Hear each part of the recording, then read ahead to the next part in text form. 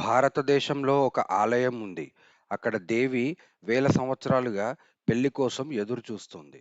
ఆ పెళ్లి ఎందుకు ఆగిపోయింది? ఆ కథే ఈరోజు మనం తెలుసుకుందాం. ఈ అద్భుత కథ ఉన్న ఆలయం కన్యాకుమారి అమ్మవారి ఆలయం. దక్షిణ భారతదేశంలో అత్యంత పవిత్రమైన శక్తిపీఠాల్లో ఒకటి. 3 సముద్రాలు కలిసే పవిత్ర స్థలం. అక్కడే వెలిసిన శక్తివంతమైన అమ్మవారు కన్యాకుమారి దేవి. పురాణం ప్రకారం ఒకప్పుడు బాణాసురుడు అనే రాక్షసుడు తీవ్రమైన తపస్సు చేసి మహాశివుడి నుండి ఒక వరం పొందాడు. ఆ వరం ఏంటంటే తనకు కన్యగా ఉన్న ఒక అమ్మాయి తప్ప ఎవరూ చంపలేరని. ఆ వరం వల్ల బాణాసురుడు చాలా గర్వంతో దేవతలను, ఋషులను, భూమిని వేధించడం ప్రారంభించాడు. దేవతలందరూ కలిసి పార్వతీదేవిని ప్రార్థించారు. అప్పుడు పార్వతీదేవి బాణాసురుడిని సంహరించడానికి కన్యాకుమారి రూపంలో ఈ భూమిపై అవతరించింది. పార్వతీదేవి ఈ క్షేత్రంలో కన్యాకుమారి దేవిగా తీవ్రమైన తపస్సు ప్రారంభించింది. ఆమె లక్ష్యం ఏంటంటే మహాశివుణ్ణి వివాహం చేసుకోవడం.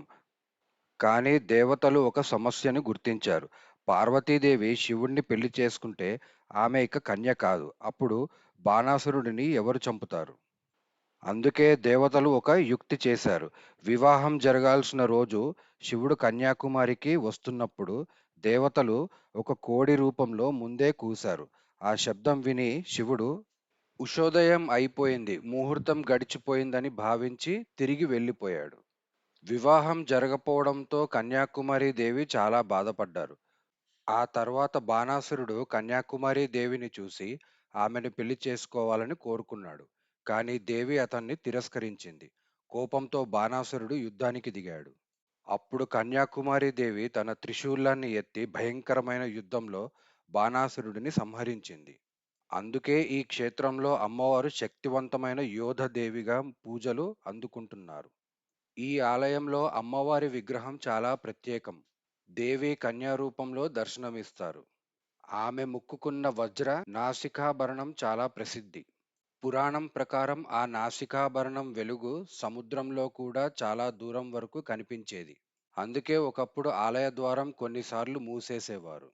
ఇక్కడికి వచ్చి కన్యాకుమారి దేవిని దర్శిస్తే శక్తి, ధైర్యం, ఆత్మవిశ్వాసం లభిస్తాయని భక్తులు నమ్ముతారు. భారతదేశంలో చివర్లో ఉన్న ఈ పవిత్ర క్షేత్రం కేవలం ఒక ఆలయం మాత్రమే కాదు, దేవి శక్తి ప్రత్యక్షంగా ఉన్న స్థలం.